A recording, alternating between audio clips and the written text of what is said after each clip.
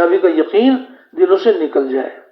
یہ جتنے مادی اسباب ہیں یہ اللہ رب العزت نے بیکار نہیں بنائے ہیں، یہ مادی اسباب اللہ رب العزت نے بندوں کے امتحان کے لیے بنائے ہیں، اطمینان کے لیے نبی کریم علیہ الصلوۃ والسلام کے اعمال عطا فرمائے ہیں۔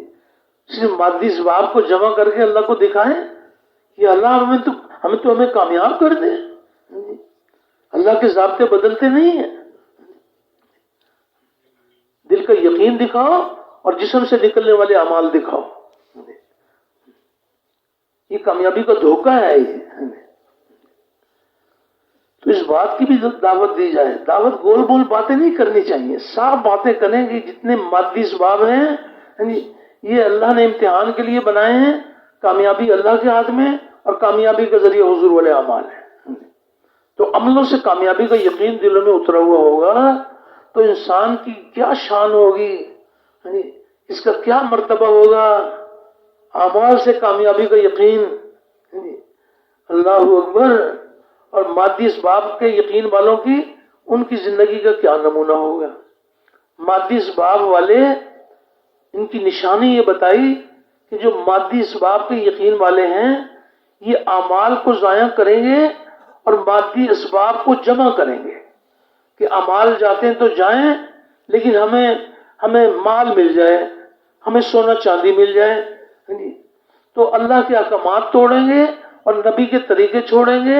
اگر کسی کی زمین اپنانی ہے تو اس کی زمین کو اپنے قبضے میں لینے کے لیے کتنے اللہ کے احکامات توڑیں گے کہ ہماری زمین بڑی ہو جائے گی تو ہم زیادہ کامیاب ہو جائیں گے۔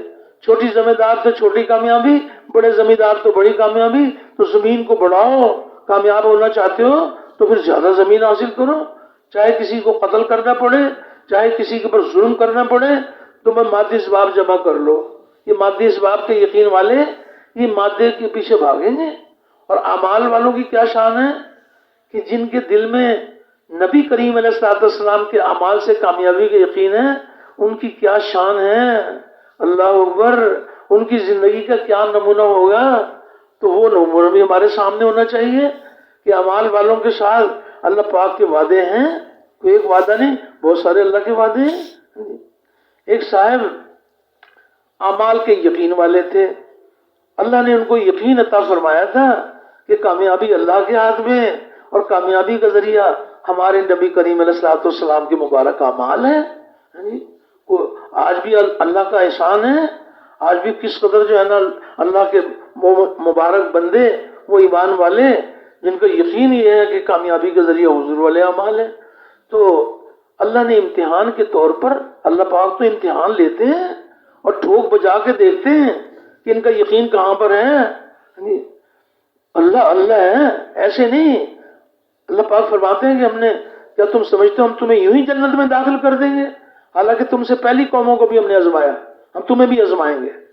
تو تھے ایمان والے، تو ان پر امتحان یہ آ گیا کہ ان کو وزارت کی کرسی مل گئی، تو یہ وزارت کی کرسی پر نہیں بیٹھے، رک گئے، علماء کی خدمت میں حاضر ہو گئے اور علماء سے جا کے گزارش کی کہ یہ اللہ کی طرف سے امتحان آ گیا، یہ مجھے وزارت کی کرسی مل گئی، تو آپ مجھ پر رحم فرمائیں، شفقت فرمائیں، مجھے آپ وزارت کے مسائل سکھا دیں کہ اس میں اللہ کے کیا حکم ہے، اور نبی کریم علیہ الصلوۃ والسلام نے وزارت کے اندر حکم کے پورا کرنے کا جو طریقہ بتایا وہ آپ مجھے سکھا دیں، مجھے تو نہیں آتا، آپ مجھے سکھا دیں۔ علماء نے شفقت فرمائی اور ان کو مسائل سکھا دیے، اللہ کے حکم نبی کے طریقے سکھا دیے۔ تو انہوں نے وزارت کی کرسی پر بیٹھ کر اللہ تعالیٰ کے حکم نبی کریم علیہ الصلوۃ والسلام کے طریقے پر کام شروع کر دیا۔ تو جس وزیر کی وزارت میں اللہ کے حکم نبی کے طریقے بھرے ہوئے ہیں، ایسے وزیر کو اللہ پاک ناکام کریں گے یا کامیاب کریں گے؟ سارے بھائی بتاؤ بھی کیا کریں گے؟ کامیاب کریں گے۔ تو وزارت کی کرسی کی وجہ سے کامیاب کریں گے یا نبی کے عمل کی وجہ سے کامیاب کریں گے؟ نبی کے عمل کی وجہ سے کامیاب کریں گے۔ تو پھر یہ کون سا یقین ہے کہ بڑی کرسی تو بڑی کامیابی، چھوٹی کرسی تو چھوٹی کامیابی؟ یہ غلط یقین کی بات ہے، یہ کامیابی کا دھوکہ ہے، کامیابی کا دھوکہ ہے۔ کامیابی اللہ کے ہاتھ میں اور کامیابی کا ذریعہ ہمارے نبی کریم علیہ الصلوۃ والسلام کے اعمال ہیں. اور ایک وزیر تو وزیر، وہ تو کوئی بھی ہو، جھونپڑی والے رہتے جھونپڑی میں ہیں اور اللہ کے حکم نبی کے طریقے پر چلتے ہیں، اللہ پاک ان کو جھونپڑی میں کامیاب کر دے. ان کو محل میں آنے کی ضرورت نہیں ہے کامیاب ہونے کے لیے، جھونپڑی میں اللہ کامیاب کر دیں گے. محل والے اللہ کے حکم نبی کے طریقے پر زندگی گزاریں گے تو محل والوں کو اللہ کامیاب کر دیں گے. وہ کامیابی دیتے ہوئے نہ وہ جھونپڑی کو دیکھتے ہیں نہ محل کو دیکھتے ہیں، وہ ہمارے دل کے یقین کو دیکھتے ہیں اور جسم سے نکلنے والے اعمال کو دیکھتے ہیں. اللہ اپنے ضابطے بدلتے نہیں ہیں. تو اللہ جل شانہ نے ان کو کامیابی اس لیے عطا فرمائی کہ انہوں نے وزارت میں اللہ کے احکام نبی کے طریقے پورے کر دیے. تو آگے چل کر بڑا امتحان آ گیا. وہ مالک کل ہیں، وہ تو ٹھوک بجا کے دیکھتے ہیں کہ ان کا ایمان کس درجے کا ہے. تو یہاں تو یہ کامیاب ہو گئے کہ وزارت میں انہوں نے اللہ کے حکم نبی کے طریقے پورے کر دیے. اب اس سے بھی بڑا امتحان آ گیا.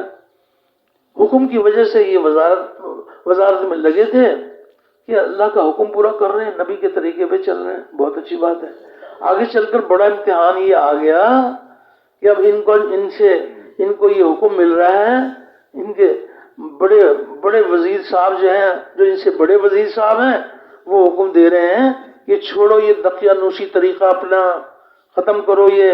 اگر تمہیں وزارت کی کرسی پسند ہے تو جیسے ہم چاہتے ہیں ایسے کام کرو، جیسے ہم چاہتے ہیں ایسے کام کرو. اب یہ امتحان آ گیا کہ اگر یہ وزارت کی کرسی کو بچائیں تو نبی کے عمل کو ضائع کریں، اور نبی کے عمل کو گلے لگائیں تو وزارت کی کرسی گئی. کرسی کو بچائیں تو عمل گیا، اور عمل کو بچائیں تو کرسی گئی.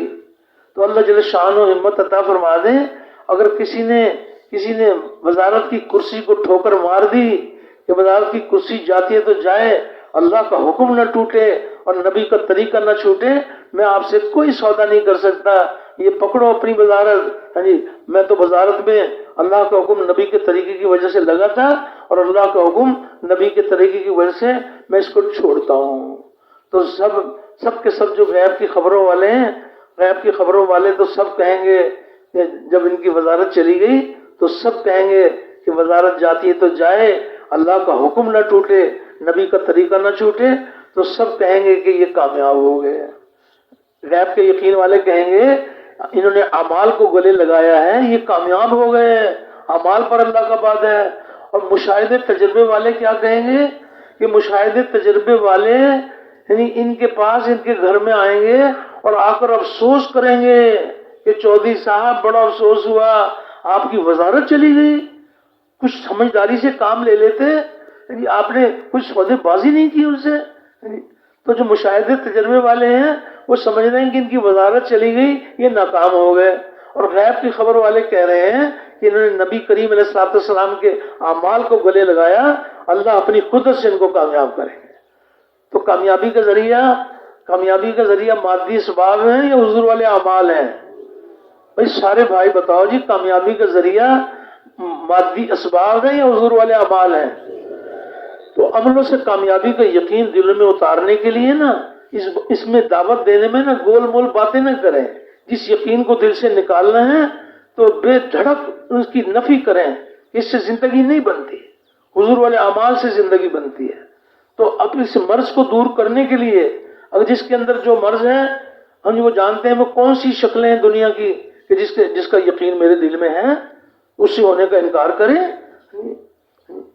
جب ایک آدمی دکانداری کرتا ہے نا تو باہر دکان بنتی ہے اور دل میں دکان سے پلنے کا یقین بنتا ہے.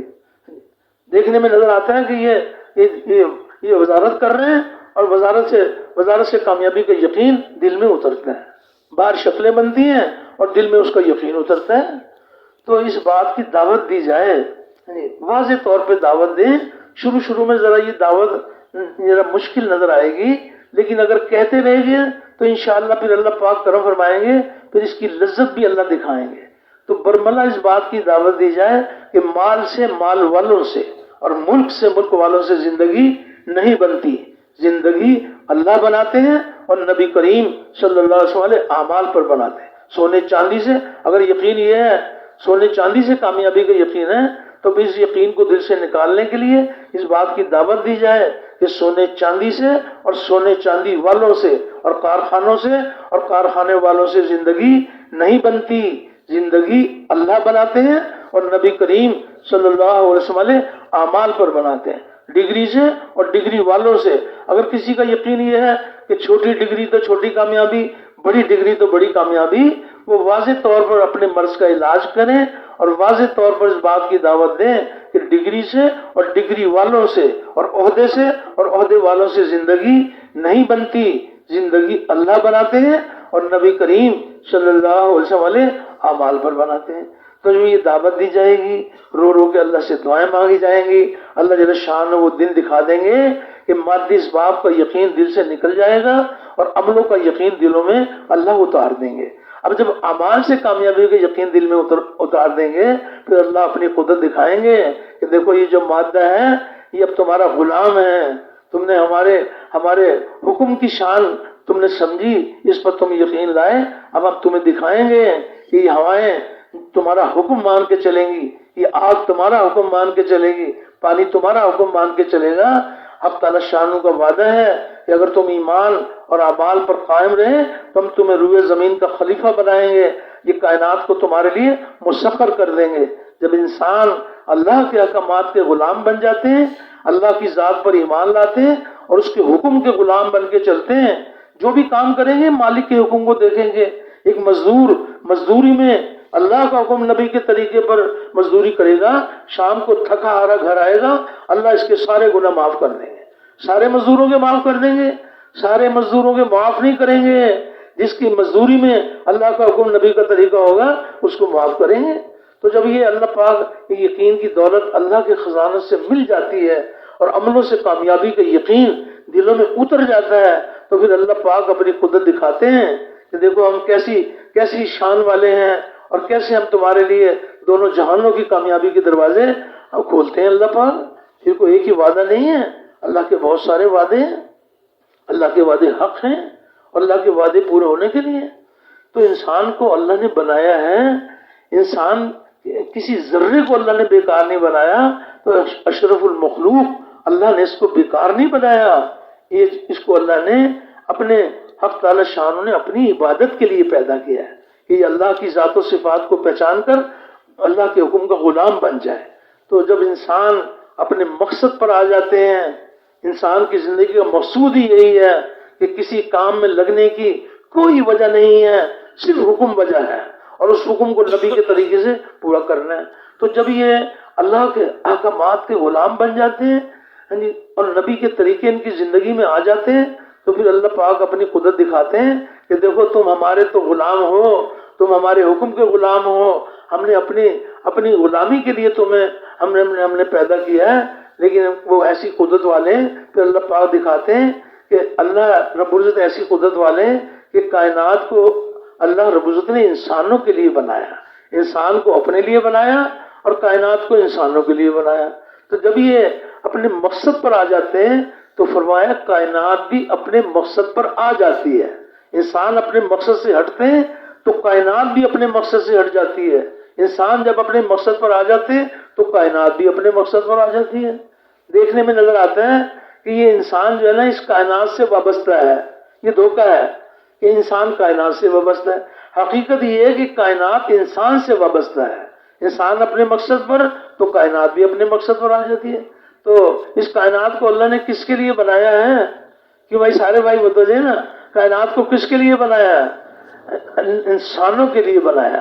تو جب یہ اللہ کے غلام بن جاتے ہیں تو کائنات ان کی غلام۔ کتنی شاندار دنیا کے اندر آخرت کی کامیابیوں کو تو کہنا ہی کیا، دنیا کے اندر اللہ پاک اپنے کرم کے دروازے کھولتے ہیں کہ اب یہ کائنات کے آقا ہیں اور کائنات ان کی غلام ہیں، یا ایک کے غلام ہیں اور کائنات کے آقا ہیں۔ کائنات کے آقا ہیں، ہر چیز جو ہے نا ان کی خدمت کرے گی۔ ایک یہ ہے کہ یہ روزی کے پیچھے بھاگیں اور ایک ہے روزی ان کے قدموں میں اللہ پاک گرائیں، ان کو عزت کی روزی عطا فرمائیں۔ ان کو اللہ پاک حق تعالی شانوں جب دیکھتے ہیں کہ یہ اپنے مقصد پر آ گئے، اللہ پاک اپنی قدرت سے اللہ جل شانوں دکھاتے ہیں کہ یہ کائنات تمہاری غلام، اور اللہ نہ کرے کہ انسان اپنے مقصد پر نہیں آتے تو یہ کائنات بھی اپنے مقصد سے ہٹ جاتی ہے، پھر یہ کائنات اس کی غلامی نہیں کرے گی. یہ کائنات اس وقت تک غلامی کرے گی کہ جب یہ اللہ کے حکم کے غلام ہیں تو کائنات ان کے غلام، اور اگر یہ اللہ کے حکم کی غلامی کو چھوڑتے تو پھر یہ در در کے غلام. یہ بھی بات ہے، اگر کامیابی ملے تو کامیابی بھی اونچے درجے پر، اور ناکامی ملے تو ناکامی بھی اونچے درجے پر. کتنی بڑی ناکامی کی بات ہے کہ ایک وہ وقت تھا کہ یہ اللہ کے غلام تھے تو یہ کائنات کے آقا تھے، کائنات ان کی غلام تھی، ایک آقا سینکڑوں غلام. یہ بات تو سمجھ میں آتی ہے، یہ بات تو سمجھ میں آتی ہے. لیکن پھر جب یہ اپنے مقصد سے ہٹتے تو پھر ایک غلام، اب یہ کائنات کے غلام ہیں، ایک غلام اور کائنات ان کی آقا. کائنات ان کی آقا 10-20 کو راضی کر لیتے ہیں اور 150 ناراض ہو جاتے ہیں، اس لیے کہ انہوں نے اپنے مقصد سے ہٹ گئے. جس مقصد کے لیے اللہ نے بنایا تھا اس مقصد سے ہٹ گئے تو اب یہ کائنات ان کو اپنا غلام بنائیں گی. حدیث پاک میں آتا ہے اونٹ کے غلام، کہ میرا اونٹ نہ ہوتا تو میری زندگی کیسے گزرتی. یہ اونٹ کا غلام جو کہتا ہے کہ میری کھیتی نہ ہوتی تو میں برباد ہو جاتا، تو یہ کھیتی کا غلام. اور جو کہتے ہیں کہ میری تجارت نہ ہوتی تو میری زندگی کیسے گزرتی، یہ تجارت کے غلام. اور جو کہتے ہیں کہ میری بیوی نہ ہوتی تو میری زندگی کا کیا ہوتا، یہ بیوی کے غلام. تو ایک کی غلامی اچھی ہے یا در در کی غلامی اچھی ہے؟ جو ایک کی غلامی میں آ جاتے ہیں اللہ پاک ان کو در در کی غلامی سے نجات دے دیتے ہیں. انسان کو اللہ پاک نے بنایا ہے، اپنی عبادت کے لیے پیدا کیا. اور علماء سے آپ نے سنا ہوگا کہ لیعبدون سے مراد لیعرفون، اللہ کی پہچان، یہ اللہ کو پہچانتے ہیں اور اس کے احکامات کی غلامی کرتے ہیں. تو اللہ پاک ہم سب کی تربیت فرمائے کیسے ہم اپنے مالک کو راضی کرنے کے لیے، ویسے اللہ کو حق تعالی شانوں کو راضی کرنے کے لیے وہ مبارک محنت کریں کہ جس محنت کے ذریعے سے انسانیت ناکامی کے راستے سے نکل کر کامیابی کے راستے پر آتی ہے. تو اس کے لیے محنت بھی کی جائے، اللہ پاک سے رو رو کے دعائیں بھی مانگی جائیں، اللہ جل شانوں کہ اس کی پوری محنت کی جائے. آج اس کا عام طور پر نہیں ہے، لیکن اللہ کے ایسے بندے ہیں جو الحمدللہ غیب کی خبروں کے بارے میں محنت کرتے ہیں، علماء کی خدمت میں حاضری دیتے ہیں کہ جی آپ ہمیں ہماری تربیت جو ہے وہ تو غیب کی خبروں سے ہوگی، آپ ہمیں غیب کی خبریں سنائیں کہ کیا کیا اللہ جل شانہ غیب کی خبریں سنا رہے ہیں اور کتنی قوموں کے واقعات اللہ نے سنائے. یعنی کوئی اس قدر اللہ پاک نے رہنمائی کی ہے کہ کوئی آخرت میں جا کر یہ نہیں کہہ سکتا کہ اللہ کہ میں کیسے جو ہے نا سیدھے راستے پر آتا، میرے لیے تو کوئی راستہ نہیں تھا. نہیں، ایک واقعات سنائے ہیں کہ دیکھو جن کو ہم نے کامیاب کیا، جن کو ہم نے کامیاب کیا ان کو کس بنیاد کے اوپر کامیاب کیا، اور جن کو ہم نے ناکامی کی مثال بنایا ان کو کس لیے ہم نے ناکام کیا. تو پچھلے واقعات آپ غور سے سن لیں، کتنے واقعات ہیں. سب جانتے ہیں کہ نمرود، فرعون تو بیچارہ مصر کا بادشاہ تھا، لیکن نمرود تو ساری دنیا کا بادشاہ. بڑی سلطنت ہے، بڑی سلطنت ہے، مال ہے، سونا چاندی ہے، اور اتنے آگے بڑھ گئے کہ وہ اپنے آپ کو جو ہے نا وہ اپنے آپ کو خدا ہی بنا بیٹھے. تو اللہ جل شانہ ایسی قدرت والے ہیں کہ یہ دکھایا کہ دیکھو کہ اس کے پاس سلطنت تو ہے، اس کے پاس مال تو ہے، سونا چاندی تو ہے، لیکن اس کی سلطنت میں اللہ کے احکامات نہیں ہیں، ابراہیم علیہ السلام کے طریقے نہیں ہیں. یہ اللہ پر ایمان، اللہ کے رسول پر ایمان نہیں لایا، اور اس کے پاس حکومت ہے. تو ہم نے قیامت تک کے لیے نمرود اور نمرود کی سلطنت کو ہم نے ناکامی کی مثال بنایا. اتنی بڑی ناکامی کو کافر سے کافر بھی اپنے بچے کا نام نمرود نہیں رکھتا. اتنی بڑی ناکامی کی مثال اللہ نے بنایا. تو اس کے پاس سلطنت تو ہے، اگر صرف سلطنت ہوتی، صرف سلطنت میں کامیابی ہوتی تو یہ بھی کامیاب ہو جاتا. اللہ نے اپنی قدرت دکھائی کہ دیکھو اس شکلوں کو جمع کر کے ہمیں دکھاتے ہو تم کہ ہمارے پاس بڑی بڑی حکومت ہے، تو یا اللہ ہمیں تو کامیاب کر دے. تو اللہ جل شانہ نے نمونہ دکھا دیا کہ دیکھو قیامت تک کے لیے اس نمونے کو سامنے رکھو تو بڑی رہنمائی ملے گی. اور دوسری طرف آپ غور کریں، اللہ جل شانہ ایسی قدرت والے ہیں. حضرت سلیمان علیہ السلام، اللہ اکبر، حضرت سلیمان علیہ السلام کو اور ان کی سلطنت کو اللہ نے قیامت تک کے لیے کامیابی کی مثال بنایا۔ حضرت سلیمان علیہ السلام اور ان کی سلطنت کے اندر کیا خوبی تھی کہ ان کی سلطنت میں اللہ کے احکامات تھے، اللہ نے اپنے نبی کو جو حکم کے پورا کرنے کے طریقے بتائے تھے اس طریقے پر اللہ کے احکامات تھے۔ قیامت تک کے لیے سلیمان علیہ السلام کی حکومت کو اللہ نے کامیابی کی مثال بنایا۔ کامیابی کس کے ہاتھ میں ہے؟ سارے بھائی بتاؤ بھائی کامیابی کس کے ہاتھ میں ہے؟ تو کامیابی کا ذریعہ اللہ کے احکامات ہیں، نبی کے طریقے ہیں۔ کوئی ایک واقعہ نہیں، کھول کھول کے اللہ پاک نے واقعات سنائے کہ دیکھو یہ مال والا ہے، یہ اس کے پاس مال کا انبار ہے، اور ہم نے کیسے اس کو قیامت تک کے لیے قارون کو ہم نے ناکامی کی مثال بنایا۔ دیکھنے والے جو ہے نا وہ بھی دھوکے میں آ رہے تھے، اس کے ٹھاٹ باٹ کو دیکھ کر سوچتے تھے کہ کاش ہم بھی کچھ ہوتے، چلو اتنے بڑے قارون نہیں، چھوٹے سے قارون تو ہم بھی ہوتے، یہ تمنا کر رہے تھے۔ لیکن وہ اللہ نے اپنی قدرت دکھائی کہ صرف مال کا انبار جمع کر کے ہمیں دکھاؤ گے ہم کامیاب نہیں کریں گے، اس میں اللہ کے احکامات بھرے ہوئے ہوں، زکوٰۃ کے حکم سے انکار کرتے ہو کہ میں نے